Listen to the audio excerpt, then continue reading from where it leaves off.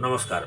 আজকে আমরা আলোচনা করব কন্যা রাশি 2026 কেমন যাবে। তো কন্যা রাশির 2026-এর যদি আমরা গ্রহগত পজিশনগুলো দেখে নিই, যে রাশি সাপেক্ষে গ্রহগুলো কোন জায়গায় আছে, বিশেষ করে যারা লং টার্মের গ্রহ, বিশেষ করে বৃহস্পতি, শনি, রাহু, কেতু, এদের পজিশন যদি আমরা জেনে নিতে পারি, তাহলে আমরা সহজে বিচার বিশ্লেষণ করতে পারবো যে সারা বছরটা আমাদের কেমন যাবে।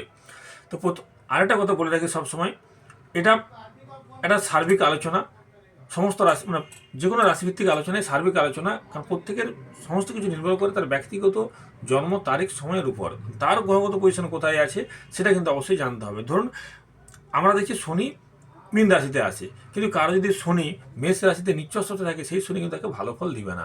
সেরকম প্রতিটা গ্রহের একটা ফাংশন থাকে, সেটা কিন্তু আলাদা আলাদা বিচার্য বিষয়। এছাড়া প্রত্যেকের দশান্তদশা আলাদা, সেই দশান্তদশার উপর নির্ভর করেও কিন্তু বিচার আলাদা হয়। তো বেশিরভাগ ক্ষেত্রে 80% কিন্তু রাশিগত ফলাফল অবশ্যই মিলবে।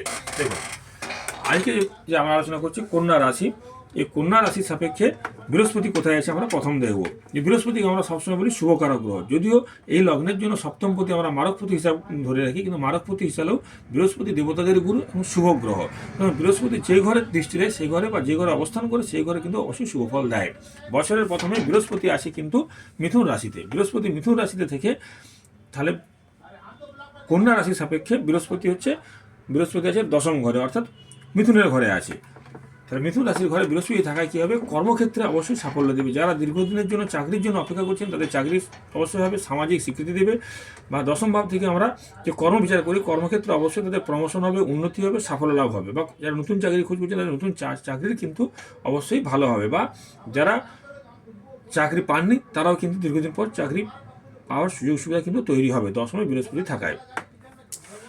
2রা জুন 2026 বৃহস্পতি মিথুন রাশি থেকে কর্কট রাশিতে আসবে। দেখুন দশমভাবে যখন বৃহস্পতি আছে বর্তমানে থাকবে 2রা জুন 2026 পর্যন্ত, তখন বৃহস্পতির দৃষ্টি থাকছে কোথায় দেখুন, 1, 2, 3, 4, 5 দ্বিতীয়ভাবে দৃষ্টি থাকছে, আর 6, 7 অষ্টম নবম, এই তিনটে দৃষ্টি, পঞ্চম সপ্তম নবম দৃষ্টি।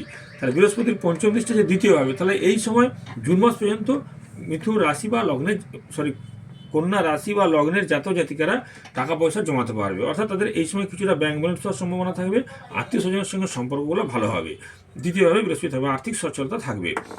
বৃহস্পতি পঞ্চম সপ্তম দৃষ্টি আছে চতুর্থভাবে, চতুর্থ আমরা কি বিচার করি, গাড়ি বাড়ি।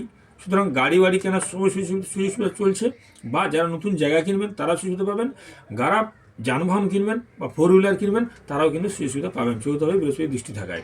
এবং চতুর্থভাবে চতুর্থভাবে আমরা পড়াশোনা বিচার করি, বিশেষ করে যারা এইচএস পর্যন্ত পড়াশোনার ক্ষেত্রে আছে তারা কিন্তু অবশ্যই পড়াশোনার সুযোগ সুবিধা লাভ করবে বৃহস্পতির দৃষ্টি থাকায়। আর হচ্ছে অবশ্যই বৃহস্পতির দৃষ্টি থাকায় তারা দৃষ্টি পাবে। আবার যাদের পঞ্চম ভাবে বৃহস্পতি দৃষ্টি পড়ছে, দেখুন দশম ভাব থেকে চতুর্থ দৃষ্টি, তাহলে পড়াশোনার ক্ষেত্রে অবশ্যই তাদের ভালো হবে।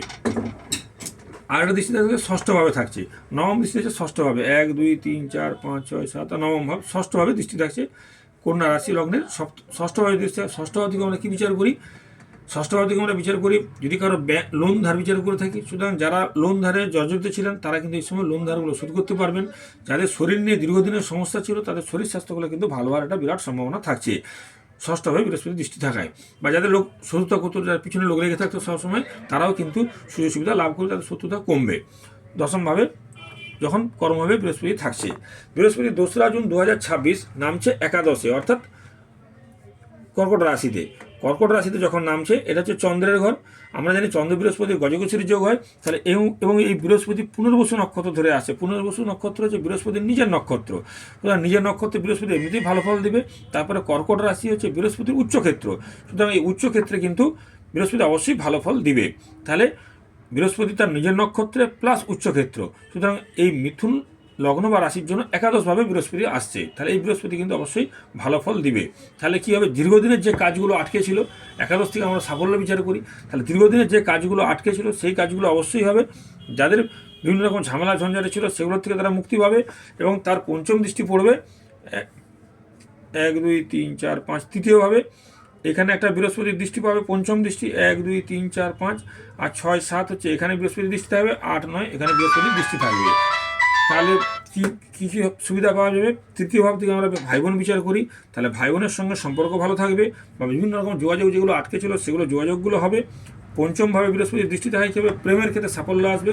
যাদের দীর্ঘদিন প্রেম সম্পর্কে ঝামেলা ঝঞ্ঝাট ছিল তারা প্রেমের ক্ষেত্রে সাফল্য লাভ করবে বা নতুন প্রেম আসার সম্ভাবনা।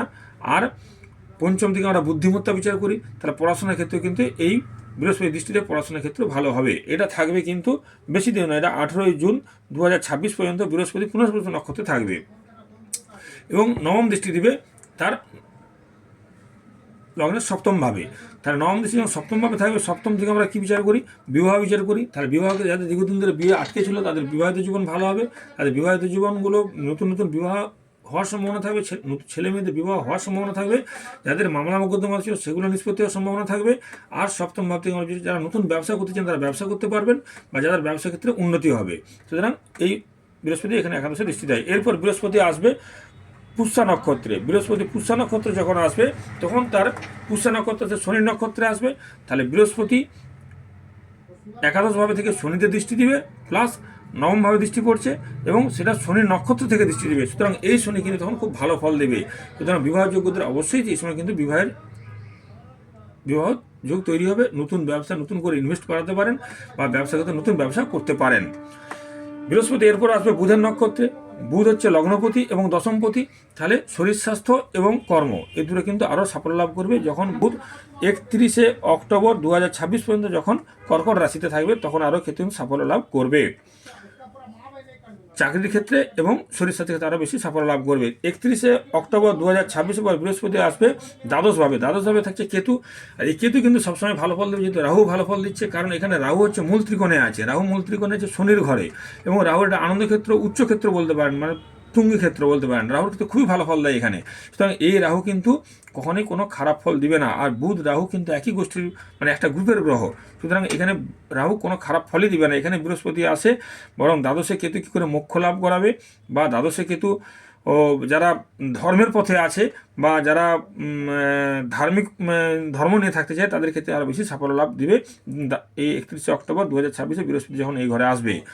শনি যেহেতু রাহু যেহেতু শতবিশা নক্ষত্রে আছে এবং নিজের মূল ত্রিকোণে আছে এবং শনির ঘরে আছে, এই রাহু কিন্তু সবসময় ভালো ফল দিবে। এইভাবে বৃহস্পতির গোচর কিন্তু মোটামুটি ভালো ফল দিচ্ছে মিথুন রাশি মিথুন লগ্নের জন্য। মিথুন লগ্ন সাপেক্ষে শুক্র খুবই শুভ গ্রহ। শুক্র দ্বিতীয়পতি নবমপতি। তাহলে শুক্র শুভ গ্রহ। এই শুক্র কিন্তু যখনই বুধের সঙ্গে থাকবে তখনই কিন্তু ভালো যোগ তৈরি করে। বিশেষ করে এই যে টাইমটা চলছে আজকের যে ডেটে, যেটা আমি করছি আজকে আপনার 25 তারিখ, 25/1/2026, এই 25 তারিখে আজকে দেখছি বুধ শুক্রের যোগ আছে। এখানে এই যে 4টা গ্রহটা খুব সুন্দর যোগ তৈরি করেছে। এই মহাযোগ কিন্তু অনেক জীবনে উন্নতি দিবে। এইভাবে মিথুন রাশি বা মিথুন লগ্নে জাতক জাতিকাদের জন্য এই বছরটা খুবই শুভ বলা যায়। নবমভাবে যখন বৃহস্পতি দৃষ্টি দিবে তখন কিন্তু দূর ভ্রমণ হবে, বা যারা উচ্চশিক্ষায় রেজাল্ট ভালো হবে বা যারা পিএইচডি ফিএইচডি করছে তাদের কিন্তু এরা কমপ্লিট হওয়ার সম্ভাবনা থাকবে। সুতরাং মিথুন রাশি মিথুন লগ্নের জন্য 2026 এরকম ভালোই বলা যায়। নমস্কার।